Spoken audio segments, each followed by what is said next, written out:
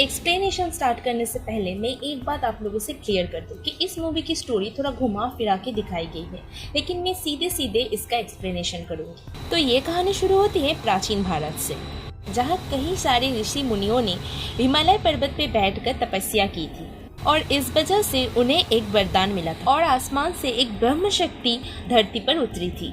उस पावर से कई सारे वेपन का जन्म हुआ जो कि प्रकृति के अलग अलग तत्व से बनी थी, जैसे कि पृथ्वी, जल, वायु, अग्नि और आकाश। इसके अलावा कई ऐसे भी वेपन थे जिसमें जानवरों की शक्ति थी। ये सभी अलग अलग चीजों के रूप में प्रकट हुए थे। कुछ अस्त्र पत्थर के रूप में थे, तो कुछ पहनने वाले आभूषण के रूप में, कुछ तलवार, धनुष, ढाल और त्रिशूल के रूप में थे। उन अस्त्रों से ऋषि मुनियों को अपार ताकत मिली, लेकिन इन सारे वेपन के बनने के बाद भी वो शक्ति शांत नहीं हुई थी। उसमें अभी भी एक आखिरी अस्त्र जन्म ले रहा था, जो कि सारे अस्त्रों का देवता था, सबसे शक्तिशाली ब्रह्मास्त्र। उसके प्रकट होते ही पूरा ब्रह्मांड हिल गया और उसकी शक्ति से ये दुनिया तबाह होने लगी। इसके बाद सभी ऋषि मुनियों ने अपनी तपस्या से उस ब्रह्मास्त्र को शांत किया। इसके बाद उन ऋषि मुनियों ने उस ब्रह्मास्त्र को अपने पास रखकर उसकी पूजा करना शुरू कर दी। तब से उन ऋषि मुनियों के ग्रुप को ब्रह्मांस के नाम से जाना जाता है। ऐसे गुप्त लोग जो कि सालों से उस ब्रह्मास्त्र का रक्षा करते हैं और पीढ़ी दर पीढ़ी अपने अस्त्रों को आगे बढ़ा रहे हैं और छुप के इंसानों की मदद कर रहे हैं। लेकिन फिर 1990 में कुछ ऐसा हुआ जिसने सबको हिला के रख दिया। उस समय ब्रह्मांस में एक स्टूडेंट था जिसका नाम था देव। देव एक ऐसा लौता इंसान था जिसने कई सारे अस्त्रों को चलाना सीखा था, लेकिन उसने महारत हासिल की थी अग्नि अस्त्र में, इसलिए लोग उसे अग्नि देवता भी बुलाते थे। देव उन अस्त्रों का इस्तेमाल करते करते ताकत का इतना भूखा हो गया कि अब वो ब्रह्मास्त्र को हासिल करके पूरे ब्रह्मांड पर राज करना चाहता था, जिसकी वजह से बाकी सब ने उसका विरोध किया। लेकिन देव ने कई लोगों को मारकर आखिर में ब्रह्मास्त्र ले ही लिया। हालांकि ब्रह्मास्त्र को जगाना या फिर शांत करना इतना आसान काम नहीं था, इसके लिए बहुत लोगों की जरूरत पड़ती थी। लेकिन देव ने कई सारे अस्त्रों को चलाना सीखा था, इसीलिए वो बहुत शक्तिशाली बन चुका था और अपने इसी शक्ति के चलते उसने अकेले ही ब्रह्मास्त्र को जगा दिया, जिससे एक बार फिर से धरती पर प्रलय आने लग गया। उसके बाद देव को रोकने के लिए अमृता नाम की एक लड़की आगे आई, जो कि ब्रह्मांस की एक स्टूडेंट थी और उसके पास जलास्त्र थी। लेकिन सबसे खास बात ये थी कि वो देव की पत्नी थी। देव और अमृता पहले एक दूसरे से बहुत प्यार करते थे, लेकिन फिर देव ब्रह्मास्त्र के लिए पागल हो गया। लेकिन अमृता अपने कर्तव्य से पीछे नहीं हटी, उसने देव का विरोध किया। हालांकि जब तक उनकी लड़ाई शुरू हुई अमृता मां बनने वाली थी, लेकिन इसके बावजूद भी अमृता ने उसका मुकाबला किया। उन दोनों की लड़ाई एक समुद्री द्वीप पर हुई थी, जहां अमृता ने देव को रोकने के लिए ब्रह्मास्त्र को 3 हिस्सों में तोड़ दिया था, जिसकी वजह से ब्रह्मास्त्र शांत हो गया और देव की शक्ति काफी घट गई। इसके बाद अमृता ने अपने जलास्त्र से देव की अग्नि को बुझा दिया और उसने देव को उसी समुद्री द्वीप पर एक मूर्ति बनाकर कैद कर दिया। लड़ाई के बाद वो द्वीप जमीन में दफन हो गया और उसके साथ में देव की मूर्ति भी। इसके बाद अमृता ने ब्रह्मास्त्र के 2 हिस्सों को ब्रह्मांस के पास वापस भेज दिया और तीसरा हिस्सा लेकर वो मुंबई चली गई, क्योंकि अमृता मां बनने वाली थी। वो अपने बच्चे को ब्रह्मांस के लोगों से दूर रखना चाहती थी ताकि उस पर कोई मुसीबत न आए, और उसने ब्रह्मास्त्र का एक टुकड़ा अपने पास इसीलिए रखा था कि ताकि वो कभी पूरा ना हो पाए और कोई भी उसका गलत इस्तेमाल ना कर पाए। अमृता ने उस टुकड़े को मायास्त्र के अंदर छुपा दिया था। माया अस्त्र एक ऐसा मैजिकल बॉक्स था जो कि किसी भी चीज का रूप ले सकता था और वो सिर्फ अपने मालिक का खून लगने पर ही असली रूप में आता था। अमृता ने अपने माया अस्त्र को एक शंख का रूप दे दिया था ताकि कोई भी उसे पहचान न सके। वहाँ पर ब्रह्मांस के लोगों ने ये मान लिया कि देव और अमृता मर चुके हैं और ब्रह्मास्त्र का तीसरा हिस्सा खो चुका है, और फिर उन्होंने ब्रह्मास्त्र को सुरक्षित रखने के लिए अपने 2 मेंबर के साथ उन्हें अलग अलग शहरों में भेज दिया। दूसरी तरफ अमृता के बेटे ने जन्म लिया। उसको लेकर अमृता एक अनाथाश्रम में रहने चली गई। अमृता ने अपने बेटे का नाम रखा शिवा। शिवा इंसान के रूप में एक बहुत बड़ा चमत्कार था, क्योंकि उसकी माँ एक बहुत बड़ी योद्धा थी और उसका पिता कई अस्त्रों का मालिक था, इसलिए वो खुद भी अपने आप में ही एक अस्त्र था। उसके पूरे शरीर में अग्नि अस्त्र की शक्ति थी। और वो आग से जलता नहीं था। फिर जब शिवा 1 साल का हुआ तो अचानक उसके कमरे में आग लग गई। उस आग में शिवा को तो कुछ नहीं हुआ, लेकिन उस दिन के बाद से अमृता कहीं गायब हो गई। इसीलिए सभी ने ये मान लिया कि वो उस आग में जलकर मर गई। अमृता के पीछे छूट गया था उसका वो शंख जो कि मायास्त्र था। उसी शंख के साथ शिवा उस अनाथ आश्रम में एक अनाथ बनकर रहने लग गया। फिर जब शिवा बड़ा होने लगा तब उसे ये बात समझ में आ गई कि वो आग से जलता नहीं है, लेकिन उसे ये नहीं पता था कि उसके अंदर अग्नि की शक्ति है। लेकिन उसकी वो शक्ति अभी तक जागी नहीं थी। उसकी शक्ति को जगाने के लिए एक ट्रिगर की जरूरत थी, लेकिन उसकी वो ट्रिगर क्या है वो हमें आगे पता चलेगा। फिर समय बीतता गया और शिवा 30 इयर्स का हो गया। वो अब भी उसी अनाथ आश्रम में रह रहा है और वो शहर में डीजे का काम करने लग गया था। दूसरी तरफ देव, जो कि 30 साल से उस समुंदर के उस द्वीप पर मूर्ति बनकर कैद था, अचानक वो जाग गया। हालांकि वो मूर्ति से बाहर तो नहीं निकल पाया, लेकिन वो उसी में रहकर ही अपने शक्तियों का इस्तेमाल कर पा रहा था। और इसी के चलते उसने एक लड़की को वश में करके अपना गुलाम बना लिया। इस लड़की का नाम था जुनून, जिसको देव ने ब्रह्मास्त्र हासिल करने के काम में लगा दिया कि वो उसकी शक्ति से आजाद हो सके और ब्रह्मांड पर राज कर सके। जुनून के काम को आसान बनाने के लिए उसने अपने अग्नि अस्त्र का आधा हिस्सा उसे दे दिया, जिससे जुनून देव के दूसरे अस्त्रों का इस्तेमाल भी कर पा रही थी। इसके बाद जुनून ने ब्रह्मास्त्र की खोज करना शुरू कर दी और उसने 2 गुंडों को अपने साथ रख लिया। उनका नाम था रफ्तार और जोर। इसके बाद वो तीनों काफी खोज करने के बाद ब्रह्मास्त्र का एक हिस्सा खोज लेते हैं, जो कि दिल्ली में मोहन भार्गव नाम के एक साइंटिस्ट के पास था। मोहन ब्रह्मास्त्र का एक हिस्सा था, जिसके पास ब्रह्मास्त्र का वो हिस्सा भी था और उसके पास वानर अस्त्र भी था, ऐसा अस्त्र जिसमें एक महावानर की शक्ति थी।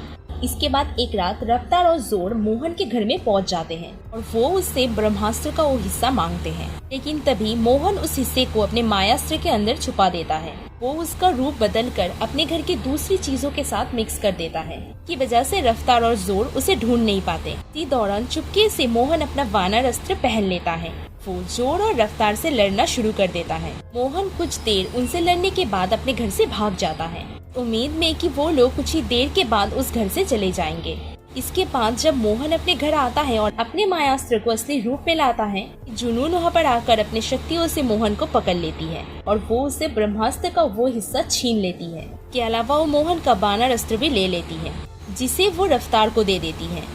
इसके बाद वो उससे ब्रह्मास्त्र के बाकी 2 हिस्सों के बारे में भी पूछती है, लेकिन मोहन उसे बताने से इनकार कर देता है। इसीलिए जुनून अपने शक्तियों से मोहन के दिमाग को कंट्रोल करके सच जानने की कोशिश करती है। इसी दौरान शिवा मुंबई में ईशा चैटर्जी नाम के एक लड़की से उससे मोहब्बत हो जाती है और ईशा भी उसे पसंद करने लग जाती है। और इसी प्यार की वजह से शिवा के अंदर के अग्नि अस्त्र जाग जाते हैं और अब आग उसकी तरफ आकर्षित होने लग जाती है। इसके अलावा शिवा उस अग्नि अस्त्र से भी जुड़ गया था, जो कि देव ने जुनून को दिया था। और इसी वजह से शिवा मुंबई में बैठे बैठे ही दिल्ली में जुनून क्या कर रही है वो जान पाता है। उधर जुनून ने 1 हफ्ते तक मोहन को टॉर्चर किया। इसकी वजह से वो बता देता है कि ब्रह्मास्त्र का दूसरा हिस्सा कहाँ पे है। वो हिस्सा वाराणसी में अनीश शेट्टी के पास है, जो कि एक आर्टिस्ट था। ये सब कुछ पता लगने के बाद जुनून मोहन से तीसरे हिस्से के बारे में पूछती है। जुनून को ये शक था कि तीसरा हिस्सा ब्रह्मांश के गुरु के पास होगा, इसलिए वो मोहन से ये पूछती है कि अभी ब्रह्मांश का गुरु कौन है और उनका आश्रम कहाँ पे है। लेकिन तभी मोहन को होश आ जाता है और वो आगे कुछ नहीं बताता और वो अपने घर के बैल्कनी से कूदकर जान दे देता है। और ये पूरी घटना उधर शिवा को दिख जाती है। पहले तो वो सपना समझकर उसे छोड़ देता है, लेकिन जब इसके बाद वो ईशा से मिलने जाता है तब उसे न्यूज के द्वारा ये पता चलता है कि साइंटिस्ट मोहन भार्गव ने सुसाइड कर लिया है। इसके बाद शिवा को ये समझ में आ जाता है कि उसने जो कुछ भी देखा वो सब कुछ सच है। इसके बाद वो सब कुछ ईशा को भी बताता है। शिवा को ये भी पता चल गया था कि जुनून और उसके साथी अब वाराणसी जा रहे हैं, जहाँ पे वो आर्टिस्ट अनीश शेट्टी को मारने वाले हैं। इसीलिए शिवा वाराणसी जाने का फैसला करता है ताकि वो उस आर्टिस्ट को बचा सके और ईशा भी उसके साथ जाने के लिए तैयार हो जाती है। इसके बाद वो लोग वाराणसी पहुंच जाते हैं, जहाँ पर उन्हें जुनून, रफ्तार और जोर मिल जाते हैं, जो कि अनीश शेट्टी को पकड़ने की कोशिश में लगे थे। इसीलिए शिवा अनीश से मिलकर ये कहता है कि आपकी जान खतरे में है। लेकिन इसके बाद रफ्तार मोहन का वो वानर अस्त्र पहनकर वहाँ पर आ जाता है और वो शिवा और ईशा पर हमला कर देता है और फिर अनीश उनकी मदद करने वहाँ पर आता है। अनीश के पास नंदी अस्त्र था। उस अस्त्र में 1000 नंदियों की शक्ति थी। उसकी मदद से अनीश रफ्तार को रोकता है। इसके बाद शिबा, अनीश और ईशा वहाँ से भाग जाते हैं। रास्ते में शिबा अनीश को ये कहता है कि जुनून और उसके साथी ब्रह्मास्त्र को हासिल करना चाहते हैं। इसीलिए अनीश ब्रह्मास्त्र के आश्रम जाने का फैसला करता है कि वो बाकी लोगों को सावधान कर सके, और इसीलिए कार से वो तीनों हिमाचल प्रदेश के लिए निकल जाते हैं। इधर जुनून और जोर आधे रास्ते तक पहुँच जाते हैं उनका पीछा करते हुए। और इसके बारे में जब अनीश को पता चलता है तब अनीश शिबा और ईशा को वो ब्रह्मास्त्र का हिस्सा देकर ये कहते हैं कि ब्रह्मास्त्र के आश्रम तक इसे पहुंचा दो, और अनीश वहाँ पर खुद रुक के जुनून और जोर का शामिल है। वो उसके ट्रक को नंदी अस्त्र के मदद से रोक देता है, लेकिन फिर जोर अनीश को बहुत सारी गोली मार देता है। इसके बावजूद भी अनीश उनके ट्रक को एक खाई में धकेल देता है और वो खुद भी उस खाई में गिर जाता है। लेकिन इधर जुनून उस खाई में गिरने से पहले ही खुद पे और जोर पर एक कवच बना लिया था, इसलिए वो दोनों बच जाते हैं। लेकिन अनीश गोली लगने की वजह से और खाई में गिरने की वजह से मर जाता है। इसके बाद जोर उसका नंदी अस्त्र निकाल कर अपने पास रख लेता है। दूसरी तरफ शिबा और ईशा आश्रम जाने के लिए निकल गए थे। तभी रफ्तार बानर अस्त्र का इस्तेमाल करके उसके कार का पीछा करना शुरू कर देते हैं, लेकिन वो दोनों उससे लड़ते हुए किसी तरह आश्रम तक पहुँच जाते हैं। लेकिन वहाँ पर जब रफ्तार ईशा को मारने वाला होता है तब ईशा को मुसीबत में देखकर शिबा की शक्तियाँ काम करना स्टार्ट कर देती हैं, और वो वहाँ पर मौजूद एक छोटी सी आग को इतना भड़का देता है कि उससे वो रफ्तार को भस्म कर डालता है। लेकिन उधर ब्रह्मांश के गुरु रघु ने शिबा को अपने शक्तियों का इस्तेमाल करते हुए देख लिया था। तो उन्हें ये अंदाजा लग जाता है कि शिबा देव और अमृता का बेटा है। इसके बाद शिबा और ईशा आश्रम में जाते हैं और गुरु को ब्रह्मास्त्र का वो हिस्सा देकर वो लोग ये कहते हैं कि कुछ बुरे लोग उनके पीछे हैं। ये सुनकर गुरुजी शिबा को ब्रह्मास्त्र के लड़ाई में शामिल होने के लिए कहते हैं। पहले तो शिबा इसके लिए मना कर देता है, लेकिन जब गुरुजी शिबा को ये कहते हैं कि तुम्हारे माँ बाप इस ब्रह्मास्त्र का मेंबर थे और वो उनके दोस्त थे, तो ये सुनकर शिबा अपनी माँ बाप की कहानी जानने के लिए वहाँ पर रुक जाता है। इसके बाद वो वहाँ पर रहकर बाकी लोगों के साथ ट्रेनिंग में लग जाता है और अपने गुरु की मदद से अपनी शक्तियों का इस्तेमाल करना सीख जाता है। शिबा आग को काबू करने में तो सफल हो गया था, लेकिन वो बिना चिंगारी के आग को नहीं जला पा रहा था।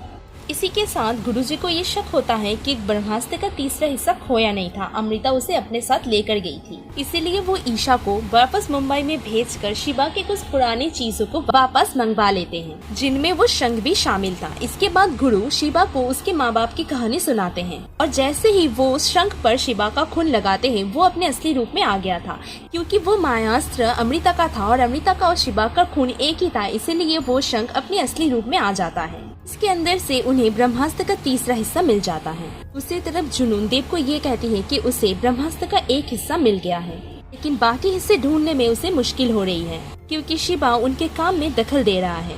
इसीलिए देव जुनून को बहुत सारे छोटे पत्थर देता है, जिसमें अग्नि अस्त्र की थोड़ी शक्तियाँ मौजूद थी। इसके बाद जुनून जोर के साथ हिमाचल प्रदेश पहुंच जाती है, और वहां पे वो उन पत्थरों की मदद से कई लोगों को अपने वश में करके उन्हें अपनी सेना बना लेती है। इसके बाद वो सब लोग मिलकर ब्रह्मास्त्र के आश्रम को ढूंढना शुरू कर देते हैं। इसके बाद शिबा और उसके साथियों से जुनून का एक सैनिक टकरा जाता है, जिसके पास से उन्हें उस पत्थर का एक लॉकेट मिल जाता है। इसके बाद जब वो लॉकेट को पहनता है तब उसे शिबा की मूर्ति दिखाई देती है। इसके बाद शिबा को यह समझ में आ जाता है कि जुनून असल में देव के लिए काम कर रही है, जो कि आज भी ब्रह्मास्त्र हासिल करना चाहता है। फिर शिबा वो लॉकेट पहनकर जुनून से भी जुड़ गया था। इसके बाद जुनून उसके दिमाग में घुसकर आश्रम का पता लगा लेती है। ये सब कुछ देखकर गुरुजी काफी डर जाते हैं और वो आश्रम को खाली करना शुरू कर देते हैं। लेकिन तभी जुनून अपने फौज के साथ वहाँ पर आ जाती है और वो गुरुजी से ब्रह्मास्त्र का दूसरा हिस्सा छीन लेती है। इसके बाद वो आश्रम के सभी लोगों को बंदी बनाकर तीसरा हिस्सा ढूंढने की कोशिश करती है। इसके बाद शिबा वो तीसरा हिस्सा देने के बहाने जुनून के सामने जाता है और वो अपने सभी साथियों को आजाद करके जंग शुरू कर देता है। इसके बाद ईशा और बाकी लोग ब्रह्मास्त्र को जुनून से दूर रखने की कोशिश में लग जाते हैं। शिबा जुनून के फौज पर अपने आग से हमला करता है, लेकिन क्योंकि उन्होंने देव का वो पत्थर पहना था इसीलिए वो लोग जल नहीं रहे थे। इसके बाद शिबा और उनके दोस्त उस सैनिकों के गले से पत्थर को निकालना शुरू कर देते हैं। इसके बाद वो सभी लोग जुनून के कब्जे से बाहर आ जाते हैं और जुनून का ग्रुप कमजोर पड़ जाता है। इसके बाद गुरुजी और शिबा मिलकर जोर को मार डालते हैं, लेकिन आखिर में जुनून को ब्रह्मास्त्र का तीसरा हिस्सा मिल जाता है। उन्हें जोड़कर वो उसे पूरा कर देती है। ब्रह्मास्त्र के प्रकट होते ही उसकी शक्ति से पहले जुनून मारी जाती है। के बाद उसकी शक्ति से पूरी धरती तबाह होने लगती है। और इस बुरे वक्त में जब शिबा और ईशा एक दूसरे का हाथ थामते हैं तो उनके प्यार की ताकत से शिबा के अंदर का अग्नि अस्त्र पूरी तरह से जल उठता है और तब उसके अंदर से एक आग पैदा होती है जो कि इतनी शक्तिशाली थी कि उस आग से ब्रह्मास्त्र शांत हो जाता है और दुनिया तबाह होने से बच जाती है। इसके बाद वो लोग उस शांत ब्रह्मास्त्र को अपने पास रख लेते हैं। शिबा और ईशा उसी आश्रम में रुक जाते हैं। शिबा अपनी शक्तियों को अच्छी तरह से इस्तेमाल करना सीख चुका था। वो बिना चिंगारी के भी आग जला पा रहा था। जंग अब खत्म हो गई थी, लेकिन आखिर में हमें पता चलता है कि कहानी अभी बाकी है, क्योंकि जुनून ने जब ब्रह्मास्त्र को जोड़ा था तो उसकी शक्ति से देव उस मूर्ति से आजाद हो गया था और अब वो ब्रह्मास्त्र लेने के लिए खुद सबके सामने आएगा। ये कहानी मूवी के दूसरे पार्ट में दिखाई जाएगी जिसका नाम है देव। तो आज के वीडियो में बस इतना ही। मिलते हैं नेक्स्ट वीडियो में, तब तक के लिए bye. Keep smiling and be healthy.